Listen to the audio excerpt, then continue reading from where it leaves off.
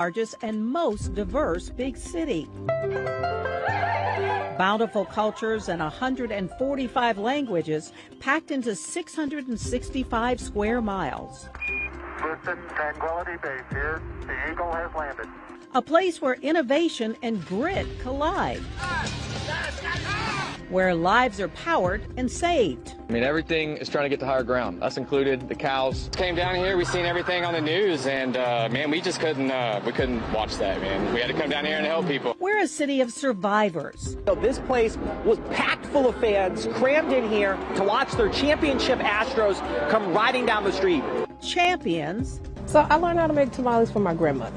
And culinary gurus. Food, chef's kiss. While our story is inspiring, our challenges are equally glaring.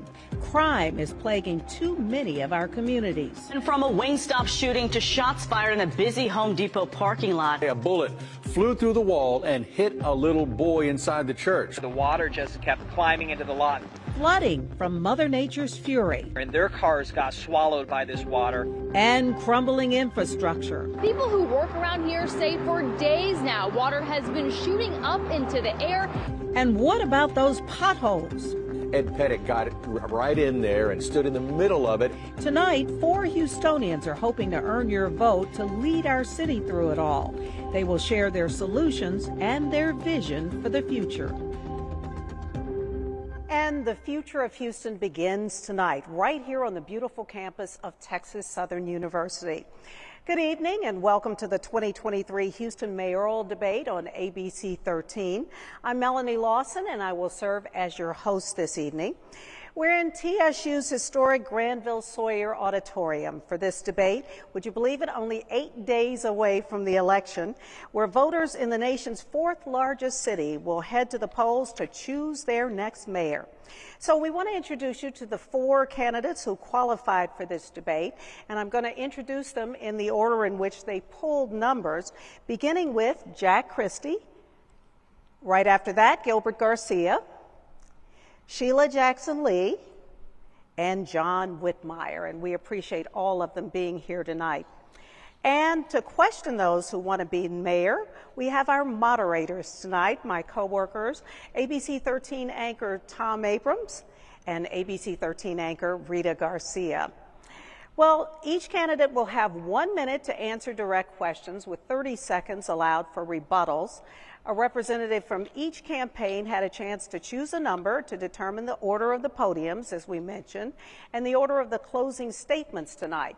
And I want to once again let everybody here know in the auditorium, no cheering, no clapping until after the debate ends.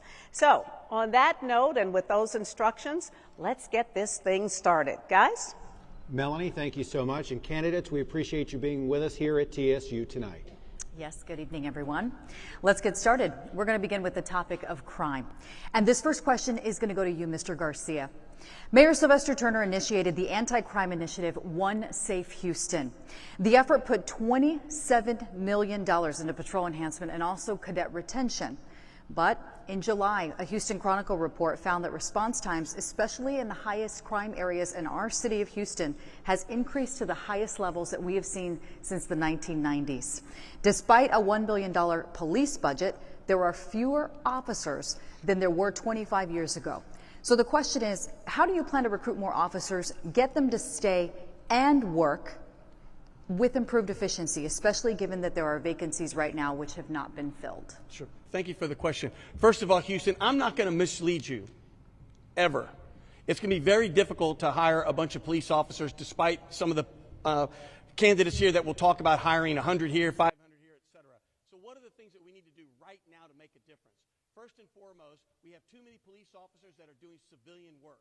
It is much faster, it's easier, it's more efficient to hire more civilian workers to do the civilian work, to then free up more police officers. That's number one. Number two, I'd like to bring back more community policing. It was very successful under Mayor Lee Brown, and it makes perfect sense. Instead of having a command central, put local storefront police offices throughout the city so we can get to crime much faster. There's a visible deterrent, and we can improve the relationships between the community and the police force. And lastly, we need to improve our lighting, particularly in high crime areas. Staying with the issue of crime, the next question is for Jack Christie. Houston is seeing some improving crime numbers, but recent surveys show that Houstonians, voters, are still concerned about crime, it being among their top issues. According to our ABC13 Neighborhood Safety Tracker, which uses HPD data, in the last 12 months, homicides are down 16%, robberies are down 6%, sexual assaults are up 12%, and car thefts up 12%. Today at City Council, Mayor Turner reported that as of today, there are 111 fewer homicides in Houston than in 2021 and fewer than 67 in 2022. The division clearance rate is 88%, and there are fewer than 300 homicides in the city. The mayor said what we are doing is working. The question is it working, and is crime really an issue, or are voters conflating it with other problems? No, the voters have it correct. Crime is one of the top priorities to solve, but you can't hire, and I suggested for 8 years on City Council to hire 500 more police. We've got a great police force. We've got a great police chief, but they are spread so thin, it's a miracle that the mayor's focus was to go to the target areas of high crime, and it's working. It's working very well, and but it worked better if we had 500 more police.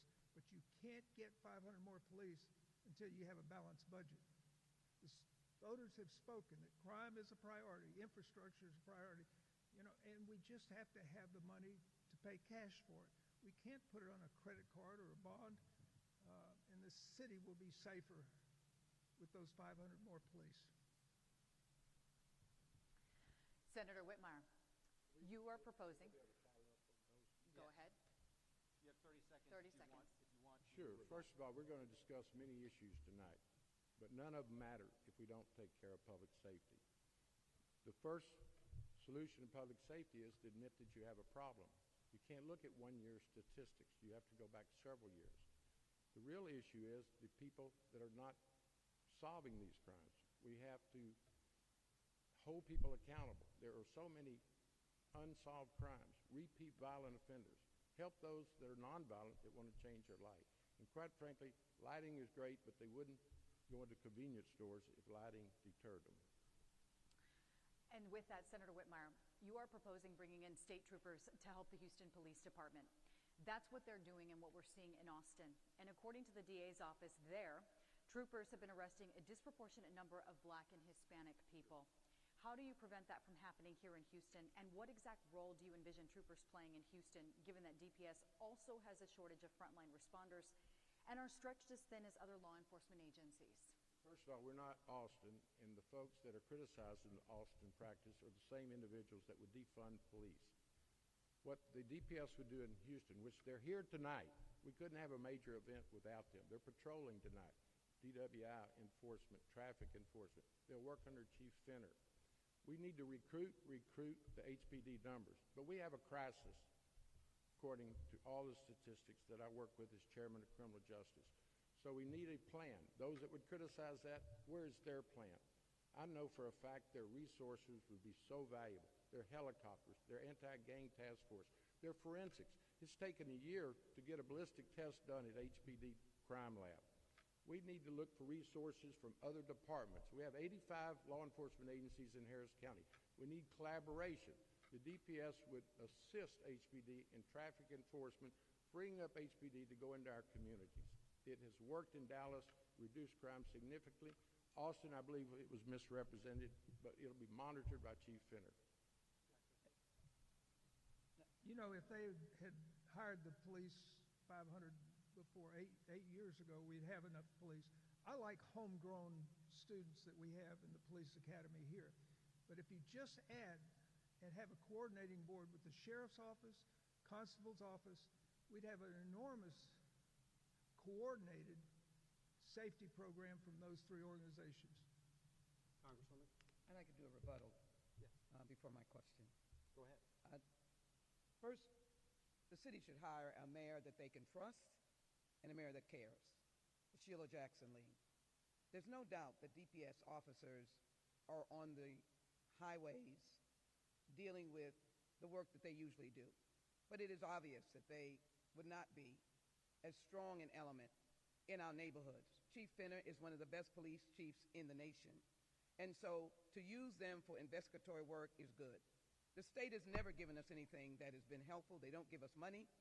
And so the focus has been working with local funds, local police officers, which I'll expand, is to ensure that the neighbors are working with police-community relationships. That does not happen with Department of Public Safety officers. I give them credit for their investigatory skills. They will be used for that, but not patrolling our neighborhoods where our families are looking to those who they know and who will know them. Thank you, Congresswoman. And just a reminder that rebuttals are 30 seconds. Mr. Garcia, I got it. Very quickly, I can't think of a worse idea than bringing in DPS officers to militarize our city. We already see the evidence of what's happening in Austin and other cities. The definition of insanity is doing the same thing over and over and expect a different result. We already know the result that will happen. We already know what's happening in the valley, where we see terrible pictures of DPS pushing women and children back into the water, back into razor wire. That's not something we need here in Houston. We need urban policing by a Houston police force. Congresswoman Jackson Lee, what do you believe are the biggest drivers of crime in Houston, and how would you address them? What programs might you implement to combat crime? Well, first of all, you do everything with our neighbors and our communities, and I've been across the breadth of this city talking to neighbors. And so my first effort would be not to cut overtime. We help that with the federal funds. We can still do that with prioritization. To make sure that we boost the officers that are on the street, that we go to high-risk areas, high-crime areas, we target that and clean it up. Let the neighborhood see that we have responded to the crime that is undermining your safety. We make sure that we overhaul unnecessary city expenses so that we have the funds as we build up our revenue. And we make sure that we have violence interruption programs. I've been at the forefront of that. That is federal funds. And most of the funds that have helped the police are federal funds. I gave $1 million for victims assistance, but federal funds for violence interruption, federal funds for getting guns off the street, and federal funds helping working with the alcohol, tobacco, and firearms to help with gun trafficking. We can work together with local and federal government and interrupt violence in our neighborhoods. Mr. Christie, you have a rebuttal. Yes. You asked what was more the genesis of the crime in the city. Think about it. Go back pre-COVID. There was only one shooting a night. There are 3 shootings a night. There was only 1 drive-by every week. There are 3 drive-bys every week. You look, and I've said it for 8 years on city council, if you don't solve the drug and addiction problem, you're not going to solve crime. 9/11, Fort Bend, West Texas, El Paso, they're all on some altering drugs, the side effects being violent outbursts and suicide tendencies. If you don't solve the drug problems, you're not going to solve crime. That's the increase in the past 3 or 4 years. Excessive addictions to That's the your time, chemicals. Mr. Christie. Thank you. Senator Whitmire. First of all, Mr. Garcia, you know we're not going to militarize the DPS. The absolute reason for more violent crime in Houston is the repeat offenders. Tonight there are 1,900 people waiting in Harris County to go to trial for murder or capital murder. The problem is only 900 of them are in jail. There's 900 people on the streets of Houston, either out on bond or they're fugitives or the repeat violent offenders. That's the ones you see on the 10 o'clock news going into convenience stores, pistol whipping people, shooting the clerks. They don't do it one time. That's their profession. They'll be doing it tonight if we don't apprehend them. Go ahead. Thank you. But Senator, with all due respect, you see what's happening in these other cities. How are you going to talk to the Latino community and the African American community and ensure that they are protected from racial profiling by DPS if you bring them in as you suggest? Move on to our next topic. It's about experience and fitness for office, and we'll begin with you, Congresswoman. In 2018, Politico designated you as the worst boss in the House, largely because of high staff turnover. And just last weekend, an expletive-laced audio recording of what was reported to be you berating a staff member was released online just days before early voting. Was that you on the recording? And if so, how does that management style inspire the confidence of city employees or department heads you might recruit to work for the people of Houston? Well, I served on city council, and I was clearly the go-to staff person, the go-to council member for all of the personnel in the city of Houston. I work with police and firefighters. I work with the city workers. I've even had the part of the city workers endorse me. But I've made my statement. If I offended anyone, it is with regret. But clearly that was a Whitmire operative who attempted to place that in the midst of the early vote. And clearly, I think what our focus should be, not to be distracted on that. It's a double standard. I hear a lot of tough talk from men, and no one wants to comment on that. I'm passionate about the people of Houston. I'm passionate about my constituent service. I'm passionate about loving our community and making sure we get the job done. And anytime I'm tough, it is because of the people I serve. I'll continue to serve them and work as a team with the people of Houston and the employees of Houston. We will be a team, and we have been a team because I've given federal funds to make their jobs much easier because of the dollars that I've given them. Mr. Christie. You know, I think that's, my parents told me never to brag, but I think that my bio is the best, strongest bio than anyone in the past few decades. My priorities are health, education, and the welfare of the taxpayers. And I've got 20,000 patients to say that I'd be a good mayor. Clean the air, clean the water, I've been to 50 countries. This is the most diverse city in America. I've been to 50 countries in 50 states. That's a great bio. Senator Whitmire. Senator. It's ridiculous to suggest that I'd want anyone to hear those words. I've not said one negative word in this entire campaign about any of my opponents. I want to talk about my record. I want to talk about the issues that Houstonians care about. My chief of staff in Austin has been with me 20 years. My district manager in Houston, 17 years. People want to go work for me because we make a difference. So to divert attention from the words on that audio is just that, a diversion. John Whitmire has no interest in anyone hearing that, particularly the Congresswoman's children. As we move forward here, Mr. Garcia, this next question is for you. You have never held elected office before. What makes you qualified to run the nation's fourth largest city? And for perspective, running a successful private business with dozens of employees or managing a single issue organization such as Metro is not the same as leading a city. Sure. Thank you for the question. First, Houston, keep in mind, Metro is a very large organization. The budget of Metro is about 1/3 the size of the city's. So it's like its own city, has its own police force. So I would take issue with the question just a little bit. As it relates to my firm, we manage $21 billion. That is 3 times the size of the city of Houston's budget. Right now, more than ever, the city of Houston does not need any more long-time, 50-year political career politicians. It needs someone that's going to roll up their sleeves, get into the mathematics of what's going on in the budget. Even now, just recently, the Greater Houston Partnership just came out showing that, lo and behold, a lot of the things that I've been talking about, Christie and others, are all coming out. We need to audit these city departments. We need to turn the economics around because we're heading for a fiscal cliff. And so in my view, I'm precisely what's needed because I have no conflicts of interest. I derive no income from any entity in the city of Houston as a public entity, and I can make the right calls. There's not a person present tonight that doesn't realize experience matters, including our questionnaires. Experience matters, elections matter. I've worked with 9 mayors, 7 governors. I'm routinely recognized for working across the aisle, which I've been criticized for. But if you want to get things done, you sit down and get in a room and get things done. Yes, experience matters. Passion matters as well. Mr. Christie, you had a rebuttal? Yeah, I'd like to say it may be a good thing that you're not a politician. So I've won 15 elections. 2 of them didn't pay a nickel. It cost me to be in those 2 offices. I had perfect attendance. 3rd office, city council at large. You count the hours I put in full time, and I probably made $14 an hour. So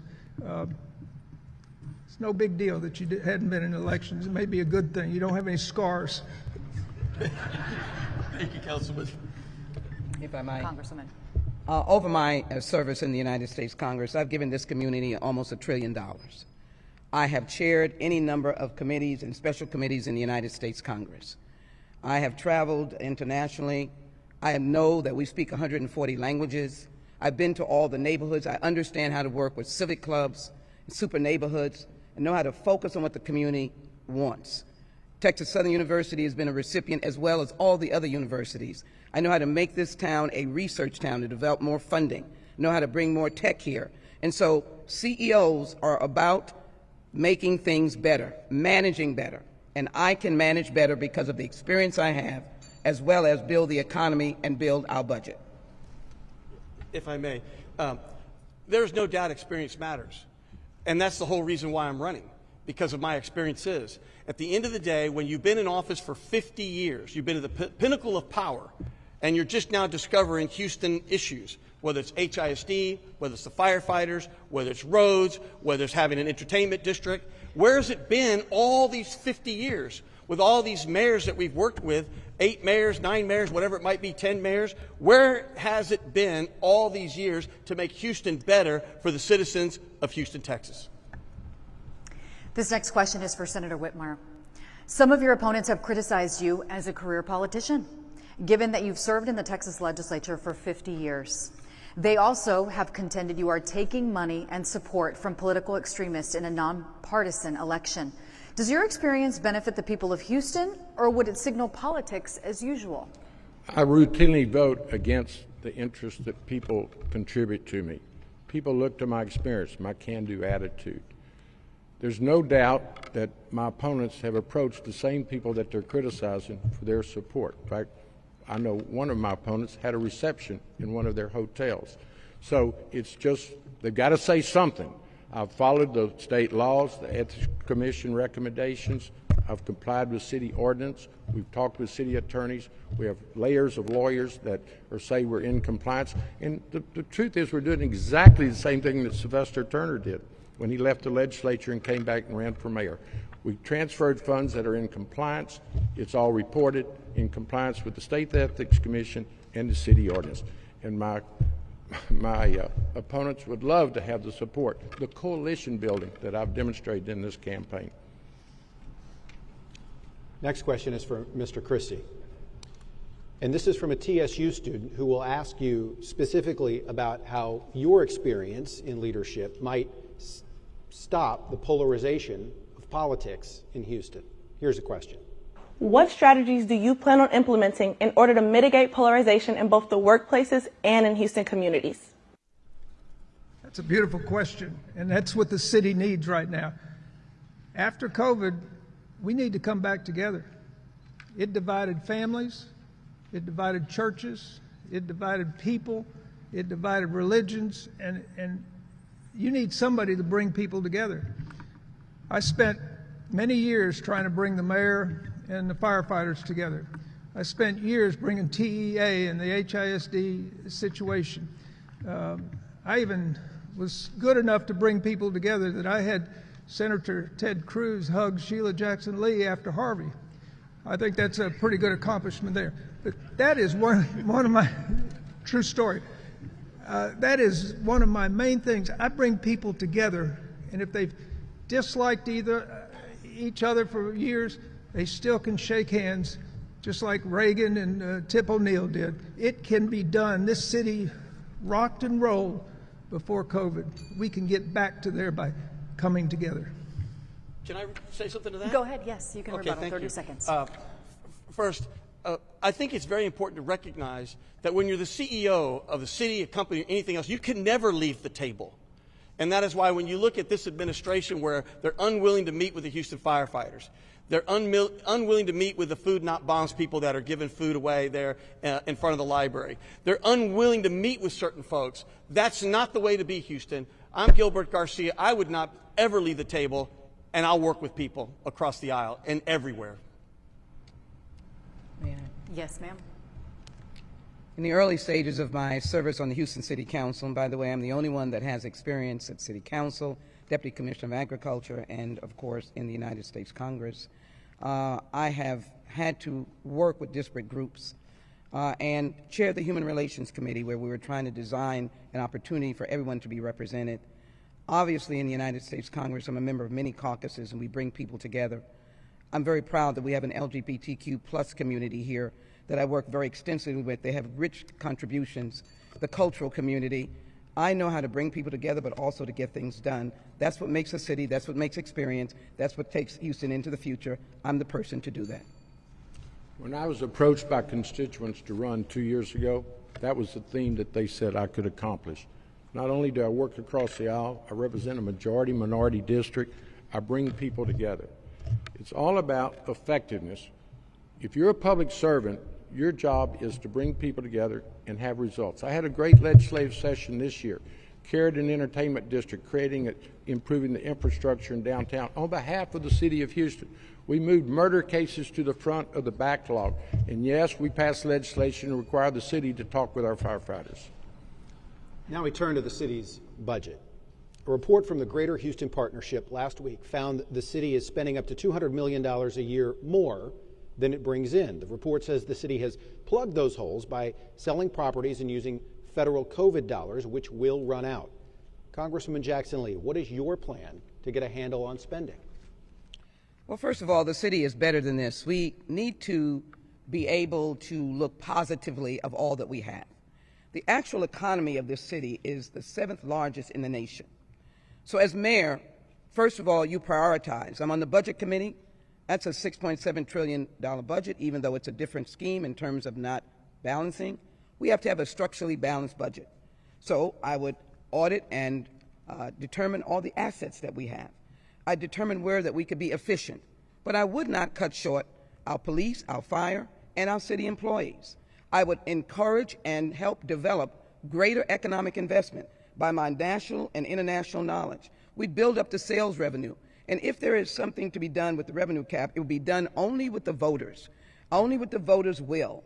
And I'd work with city council members. So what we would do is recognize now that we have the largest fund balance, about $420 million. That will give us some cushion going into 2025, and then prioritize our budget to make sure that we pay for what we need to do and make sure that we don't have any deferrals, that we also deal with the infrastructure and the most money the city has ever gotten, not from the state. It has gotten it from the federal government. We will work to get those dollars from the federal government again. Mr. Christie, you'd like to rebuttal? Yeah, if we don't get a balanced checkbook for the city of Houston, it hadn't been balanced for an awful long time, and I was picked by the mayor to be finance chair as long as I could take it. They wouldn't give me any cuts, they wouldn't give me any savings, they expanded government, and we can't go that way. It's a simple philosophy. You can't spend more than you got. We can't hire 500 more police until we balance that budget. And I'm one of the lowest cost members of any city council ever. I give money back to the city to buy a police car, to the forensic lab. Houston, it's important that you know that your mayor has no conflicts of interest. When I became Metro chairman, and even to this day, my firm and I have decided we will not be managing money, which is what we do for a living, for any of the city entities, whether it's Metro, the port, etc. Senator, will you agree that if you're elected mayor, as a lawyer lobbyist, you will no longer be taking any money from the city of Houston or the city of Houston pension funds? Well, first of all, you know better than anyone that I've never been a lobbyist, and I assume as your chair of Metro, managing the city's pension funds does not qualify as a conflict of interest. I will no longer practice law. I will be a full-time mayor, and I've publicly said that. I would like to address the city's finances, what the citizens really care about. First of all, you're not going to solve it until you admit you have a problem. We do not have a $400 million surplus. That's only sitting there because we haven't paid our bills. We do not have a firefighter's contract. Our infrastructure is barely able to travel. You can't kick the can down the road any longer. Senator Whitmire, and for the rest of you candidates as well, we're picking up a little bit of feedback every time you hit the podium, so if you can be a little extra careful with that. I'm passionate, I'm sorry. Thank you. Sticking with the city's budget, Mr. Garcia, this question is for you. The city's budget is $6.2 billion. It is up $379 million from a year ago. City workers received an across-the-board 3% raise. Firefighters received 6%. So with that, Mr. Garcia, is this sustainable? And how does your zero-based budgeting proposal tackle the rising costs? Sure. The answer is it is not sustainable. There are so many things that need to be done to get our hands around the budget. It first starts with more transparency, much deeper transparency, much more information about the check registry and where monies are going. Second, we need to audit those departments that have already been rated by the authorities, which includes the housing department, which was rated by the DA, and the health department, which was rated by the FBI. We need to make sure there's no malfeasance, and we need to make sure that the monies are accounted for. The next thing we need to do is get into procurement. The recent procurement contract that we had was done 4 times. Houston, I've been in charge of big procurements. That is not normal. We need to do a complete overhaul of City Hall. That is why if you're looking for at the margin the same old, well, that's not me. But if you're looking for someone that's going to turn it upside down to get to the bottom of things properly for the first time, I'm your candidate. Mr. Christie. To add to that, I would do a hiring freeze the first day of it. 15 departments, I would go to them with a zero-based budgeting program and say, we're giving you 90% of your last year's budget. I know the revenues are up, but we're in debt up to kazoo. And I would do that, and I would ask voters, you have to hire council members that are thrifty. My kids call me cheap, but we have to balance the budget. And you can't spend more than you got. So I would add to that, very stringent. It'd be a tough, tightening belt for 2 or 3 years until we're got our head above water. I'd second that motion. Congresswoman. I started by saying, Houston, we're better than this. It is not all our woes. We have to know what we can do for the future. Our sales tax is not going down as much as has been indicated. NRG has made this their principal office. So has HEB. We bring in more businesses. We increase the sales tax to add to our budget. We've got a Gen Z and millennials. We give them opportunities to work. We get international businesses, trade businesses to come in to increase our sales tax. We make sure that the responsibilities we have for the firefighters, we negotiate. We make sure we keep our police officers and pay our city workers. We can do that by having priorities. That's what the citizens of Houston want. They want their basic services, and they want to have the top-notch employees that are working as hard for them every single day. I'll be the mayor that leads that. The truth of the matter is, no one knows the real fiscal condition of the city because of the lack of transparency. The city will not level with us what they're doing with federal funding on ongoing expenses, one-time source they're paying firefighters. Our municipal employees' contract comes up in January. I'm proud to have been endorsed by the firefighters and the municipal employees and the police because I'm someone they want to work for. What we've got to do is quit kicking the can down the road. Be very transparent with the public. We'll do an exception to the revenue cap for public safety to begin with. Jack Christie, you've advocated, as we just heard, the possibility of a hiring freeze. Would that include first responders, and how would the hiring freeze actually work? No, it would not affect first responders, police department, or private security is paramount. Let's go back to that Greater Houston Partnership. Those are the brightest minds in the city of Houston. And those are the businesses that are interested in the economy of this city throughout the world. They're making recommendations stringent like this. You need a public servant that's willing to make those tough decisions, be called cheap, I don't care. But no, I would not affect the security of the citizens of Houston. How would the hiring freeze work, though? Would it involve? First day, January 2nd, there's nobody hiring. But I would warn, if I win the runoff, I would warn that none of the departments fill their spots. It'd be a forewarning that you do with what you have, because we don't have the money to keep expanding government. We need to make more efficient city government. Mr. Garcia? I second that motion as well. At the end of the day, when I was chairman of Metro, I inherited another very difficult situation, very similar, Houston, to what the next mayor will be inheriting. And one of the first things that we did, including transparency, putting all the meetings online on the internet, all the materials, is we had a hiring freeze, and we had that in for well over 12 to 18 months. And we did it without suffering any service. Congresswoman? I start out by saying you want to hire a mayor that you can trust and a mayor that cares. I want the city workers. I want the police and fire. There will be no hiring freeze. We'll find a way to prioritize payments, as I indicated. As I indicated also, I'll have no special interests, as the senator has been noted as having so many special interests. They couldn't tell whether he was representing his constituents or the special interests. We'll focus on getting dollars just for those important issues, and we'll use the federal government, as I indicated as well. We don't get dollars from the state. The state monies that come from the federal government. I'll work to make sure that all our employees are paid, that we are efficient government, that there's transparent government, and that what happens is that the basic services that you need, I'm a fighter, and I get things done, you will have those basic services. A hiring freeze is good political rhetoric. Certainly, if you've been on council, you know that most of the budget are employees. We're 2,000 officers short in HPD. We've got to recruit, and recruit. We have 500 too few firefighters. Their apparatuses are old and broken down. We've got to be honest with the public, and I'm confident that the citizens of Houston will respond. But we've got to be transparent. We can't kick the can down the road. We've got to show folks where we're spending our money and hold us accountable.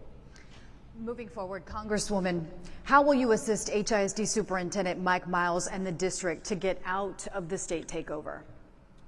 Well, first of all, let it be very clear. I was against the state takeover. I am still against the state takeover. I think it was wrong. And of course, I voted for the state takeover. I believe that we can embrace our students. I have just got through talking to a parent who was so upset about what happened at Eastwood Academy. But the way I would help, and I do intend to help, as I've done, I've given more money to my school districts, including HISD, for at-risk young people, for visual concerns. And so taking HISD and partnering it with private entities, I know our corporations have a big interest in education, as they do in the universities, to invest to help them with more reading teachers, more support staff, to be able to help our children learn. Most people don't know that HISD has the largest number of special needs children. We need to teach those special needs children, but it impacts their testing. First of all, the takeover was unfair. Because they analyze those numbers. Let's applaud our children. Let's have public and private partnerships to help educate, and let's applaud our teachers. And I'm very proud that I was endorsed by the Houston Federation of Teachers. The only mayoral candidate was endorsed by that organization and the American Federation of Teachers, because I believe in parents, teachers, and students, and I as a mayor will be an education mayor and will help invest in that school district and get it out of that condition of the takeover. Mr. Christie, you wanted to rebuttal, 30 seconds. Yes, when I got ready to be chairman of the State Board of Education, it oversees 5.2 million public school students. I volunteered in the urban schools. I volunteered at Wheatley High School for a semester every Thursday, DD Middle School, Holman Elementary, and I saw the problems. I made recommendations 18 years ago that they're just now doing in HISD. I tried to put the Commissioner of Education and the leaders of this city that I knew that would fight together. One party would not show up. Houston, I would meet with the new superintendent immediately if I were elected mayor. I would want to know exactly what success looks like to him. Is it bigger enrollment? Is it better test scores? What is it? I would want to know. I'd want to have a seat at the table in developing that plan, and I'd want to make sure we achieve that plan as fast as possible, because that's how the kids win. It's about the kids, and that's how we get local control back. Senator. There's no doubt how HISD goes is how the city of Houston goes. 6 years ago, the Harris County delegation, all but one member, Amarndal Wally, voted for this process. Mayor Sylvester Turner voted for it. Rodney Ellis voted for it because we were trying to get HISD's attention. They were making improvement. New superintendent, new board. They were turning things around. The Congresswoman knows that I opposed the April. In fact, she and I marched together at Wheatley High School in April. So, more political rhetoric. You need to sit down with Miles, as I have, and express your concerns. Congresswoman. I indicated very clearly 6 years ago I was against the takeover. One march does not give you any credentials for being concerned about our school children. I've spent many, many days in our school districts, our school classrooms, their graduations. I know the children of HISD. What they need is investment, not takeover. What they need is understanding, not takeover. Wraparound services, which I provided with federal dollars. This school district tells the story of our city, 140 languages. They should be an asset. I don't have a problem with speaking to any superintendent. I'll speak to any superintendent, but I will be firm. It is the children first, the parents and the teachers. That's who we'll elevate, and we'll help them get out of this takeover. It is what it is. It's a takeover, and it's wrong. All right, we do have a few other topics to get to, so I want to move it along here. This next question is for Mr. Christie. How do you plan to combat the language barriers within our healthcare system, where 40%, according to the U.S. Census Bureau, of the state's population are Hispanic, and we're seeing a lack in Spanish-speaking doctors and nurses? I think you would probably do it like we did in the public schools. You have ESL classes, you have mixed languages, but there are many languages spoken. But I knew enough Spanish to ask the patient, duele aquí, mañana, come back Tuesday, miércoles. Doctors are smart enough to where they can take a course in doing that if they so desire, because health care is not just a privilege, it's a right that every citizen ought to have, but I think that's solvable. I really do. Yeah. The Latino community is now half the city. I think it's incumbent upon every single mayor to really have a very focused plan on how they're going to work with the Hispanic community, not just in healthcare, but in education, public education, in affordable housing, just about everything up and down the spectrum, wealth creation, because where the Hispanic community goes is where the future of Houston goes. That's our future workforce, and that's our future neighbors. So I think we need to have a complete reevaluation of how to reach the community and how to work with the community. Senator Whitmire. Thank you for asking us a very serious question. First, you must discuss it in public. The language barriers are real, particularly with our first responders. We've got to have police and fire that are multiple language officers. Also, you need City Hall to reflect the makeup of the city of Houston. We talk about our diversity, but we don't always practice it. If I'm fortunate to be mayor, City Hall will look like the city of Houston, and you include everyone. Bring unity to our city. But thank you. You have to discuss our diversity if we're going to accomplish the unity. Congresswoman. Medicine and health care is crucial. And I have seen people who have been deprived of good health care. One of the things I championed, even with former President Bush, was more federally qualified health clinics. And exponentially, they have grown since 2004. That's where you can have an increased amount of bilingual doctors and nurses, which we should be contributing to increasing. We have a medical school here, both in Baylor and the University of Houston, working together. We want to ramp that up. We want the city of Houston to look as diverse as the city is, increasing our Hispanic members involved in City Hall, city government, boards and commission. But again, let it be the whole city. No one should be out because someone is in. And I will be the kind of person working on the international and domestic level, having done this, will be able to bring everybody together so that everyone is able to benefit from the greatness and largeness of this city. Reminder, 30 seconds for a rebuttal. Thank you. Our next question is to Mr. Garcia, and it comes from 13 Investigates reporter Kevin Ozebek. As inequality grows, the dream of owning a home is slipping away from many. Here in the Upper Kirby and Greenway neighborhoods, data from the Kinder Institute shows only 16% of the homes are rentals. But here in the 5th Ward, 55% of homes are rentals. The majority here can't afford to buy. As the next mayor of Houston, what are you going to do to entice developers to build homes that are actually attainable for the working and middle class? Thank you. First and foremost, we cannot have any more fumbles. The most recent fumble by the housing department, where they had to give back $60 million of HUD money, which precisely for affordable housing, is not acceptable. That whole area needs to be completely turned upside down, because that's housing we desperately need to shore up neighborhoods and to get on the tax rolls. That's number one. Number two, we need a complete overhaul of the permitting process. I've lived it myself. My wife and I are experimenting building affordable housing. It took us a year to get the permit. That's totally unacceptable. Once again, we need the housing, we need to stabilize the neighborhoods, and we need the revenue on the tax rolls. Lastly, we got to think differently. And I know the senator was there, I know the congresswoman was there when an organization like NACA came into town. That is an organization that does below market loans, and that's also doing manufactured housing. We need to embrace them, bring them into Houston, and get them working and building now. Mr. Christie? Let me just tell you a personal story that the mother of 3 of my little brothers in Big Brothers program were in the Gregg Street projects, and they were just the projects. Habitat for Humanity. And I worked on their house to help build their house.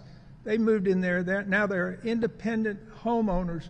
You've got nonprofits in this city that are really, really good. It doesn't always have to be a City of Houston worker that does it and gets paid for it. Nonprofits in this city exceed some of the ones in the nation. Congresswoman. In the last 2 days, compounding all the other days, 2 young mothers called me with children who are in school who are being evicted. You've got to feel it in your gut and in your heart to really understand how to deal with housing issues in this city. And I feel it in my gut and my heart. I will be looking to small and large developers to build inside these neighborhoods affordable housing. I'll be able to challenge and look forward to challenging good apartment owners and others to do better in terms of massive evictions and the conditions of apartments that people have to live in.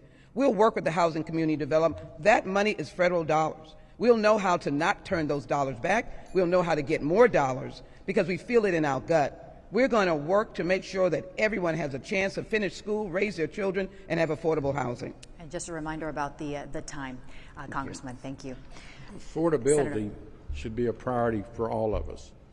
When you start paying $2,000 for rent, if we could have an assistance program to help families get in their own home, the major obstacle would be their down payment. So we need to address that. Also, we need to not cost the building of homes more through the permitting process. And for sure, the housing authority has to be held accountable. They can no longer be building housing projects next to a environmental sensitive area as they are in Jensen and Navigation. So just accountability would go a long ways. We have another question here. This one is for Congresswoman Jackson Lee. This question comes from a student here at TSU. Earlier this year, one of Houston's largest homeless encampment was closed. How do you as mayor plan to not only continue to decrease the number of homeless, but ensure they have safe and adequate housing? Thank you so very much for that question. Again, you've got to feel it in your gut and in your heart.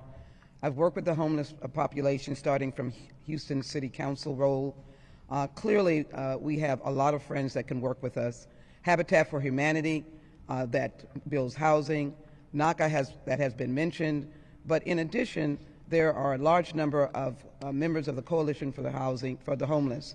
I would be looking to ensure that we build more single residency occupancy, work with our nonprofits. There are many of them that would be able to work with us to increase opportunities, get more wraparound services so that our homeless persons who may be addicted, who have other issues, work more with the mental health community, which is part of the reforming of the criminal justice system to work and build up our mental health infrastructure, and also consider them our neighbors, our friends, and our family, and to make sure that they have places where they can eat quietly and safely, but most of all, to provide the resources that they need to help them get back on their feet. It will be a priority for me in City Hall as mayor of the city of Houston. I would ask everyone to Google Haven for Hope on your way home. It's the model. It's in San Antonio. Because of their tourism, they cannot have a homeless issue. One-stop shopping at their residential facilities. The Veteran Administration's there, MHMR, the Workforce Commission, they have the model. Also, we've got to have a reentry program for folks coming out of the criminal justice system. It should be a sin. It is a sin to release somebody from the Harris County Jail with nowhere to go. People are paroled from Huntsville. If they get to Houston, nowhere to go. We need a reentry program for those individuals. Mr. Christie. You know, this is why if you have a balanced checkbook, you can invest more into homelessness and such. But my campaign manager told me not to compliment previous mayors, but I'm telling you what, Mayor Parker did more for homelessness than any big city in America. Our homeless rate is low compared to Los Angeles, San Francisco, New York, Chicago. If we get ahead of the financial crisis, we can take everybody in, but I would hold the line on personal responsibility. They can't bring in their guns or their drugs. As it relates to homeless, there's no doubt Mayor Parker was an incredible leader. It started with the Sobering Center, it then went with her efforts with veterans, and then has continued under Mayor Turner, of course, with the Navigation Center, where people come and it's a wraparound service and then they're found housing for them. If you look at the Coalition for the Homeless and other entities, the number of homeless is down almost 2/3, from almost 9,000 to about 2,500. We've got work to do, but it's really an incredible success story. The challenge is going to be, most of the effort has been with federal funds. And so how are we going to get those federal funds from here? That's going to be the issue. Our last question before we get to closing statements. Senator Whitmire, we have one more question from a TSU, and this one is from... Okay, Congresswoman, go ahead.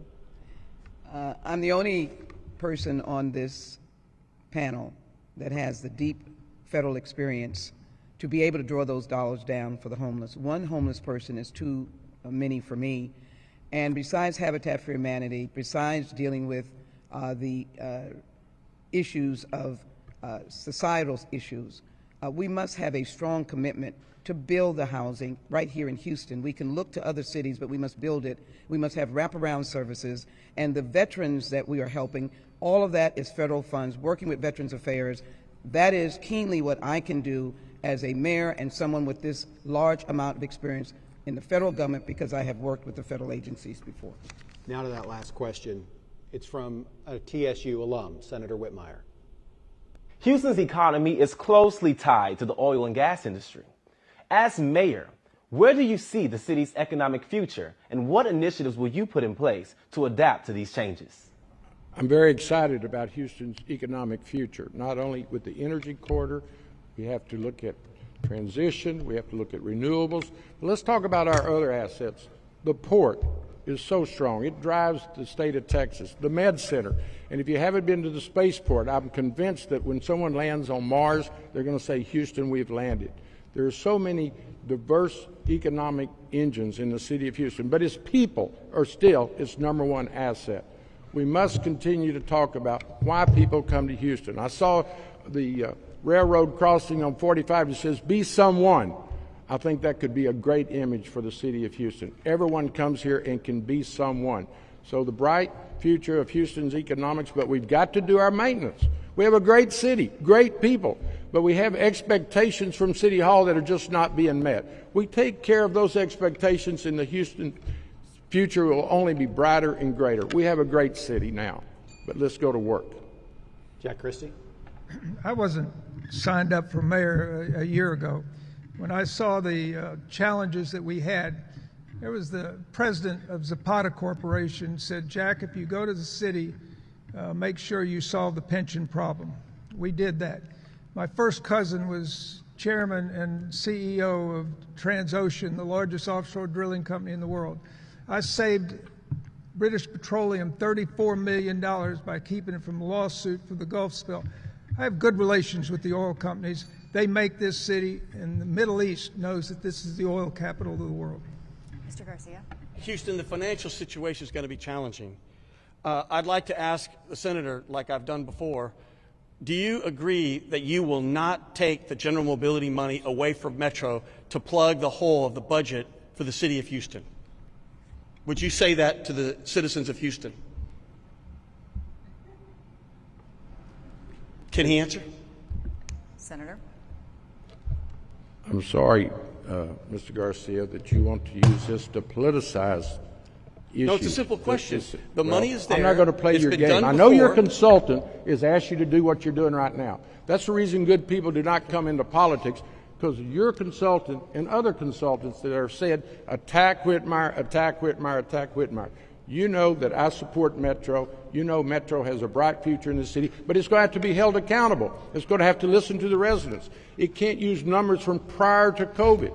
It's got to do up-to-date regional mobility plans. I don't know if that was a yes or a no. We have to get to this time. Closing we have to do the statements. closing statements. We're going to give you 1 minute each for closing statements. And Mr. Christie, we will begin with you. I present a strong biographical background in health, and that's the health of the human body, but also the health of the air, the water, and the soil. Education, Spring Branch School Board, picked the most outstanding school board in the state of Texas when I was president. Chairman of the State Board of Education, over 5.2 million public school students. We raised the standards in the schools. Perfect attendance on all 22 years. Cleaned the streets in 5th Ward. Volunteered in the schools.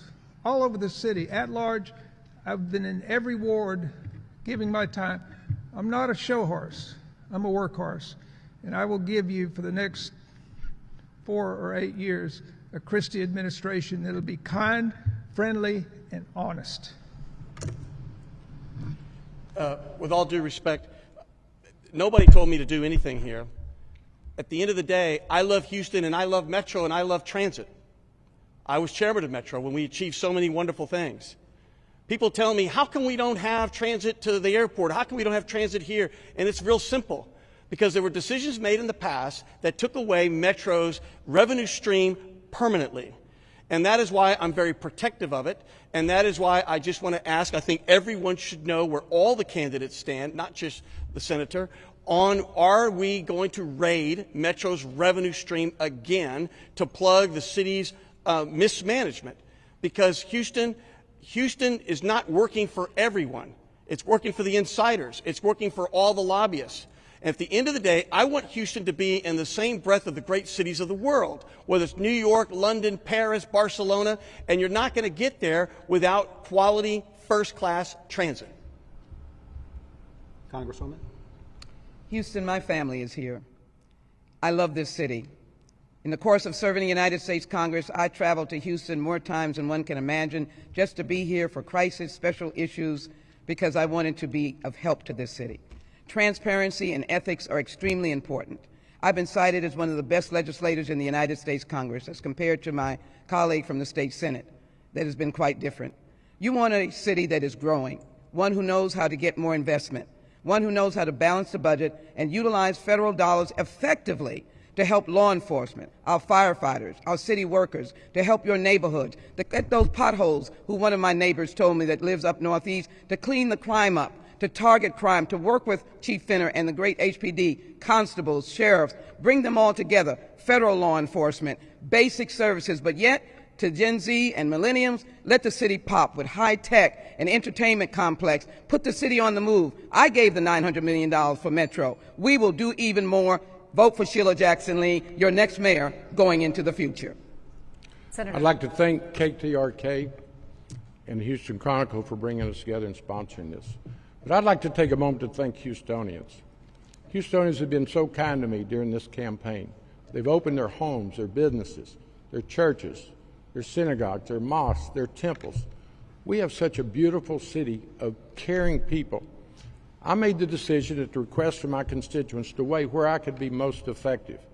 Yes, I love being in the Senate, the most senior member that gets things done. But I've worked on local issues my entire career. Chaired the Intergovernmental Affairs, the City-County Committee in 1991. I made a tough decision, but it was a proper decision to bring my experience back to Houston because I have the same passion today that I had as a 22-year-old U of H student when I ran and was elected to state rep. If we all come together, get rid of the politics, leave it at the door. And what we're witnessing tonight is consultants have told my opponents, attack Whitmire, attack Whitmire, attack Whitmire. I want to talk about the issues that Houstonians care about. All right, I want to thank Rita and Tom and all of our candidates tonight for taking part in this very substantive debate. We appreciate you. And for the audience, now is a good time to applaud and thank them for their work tonight.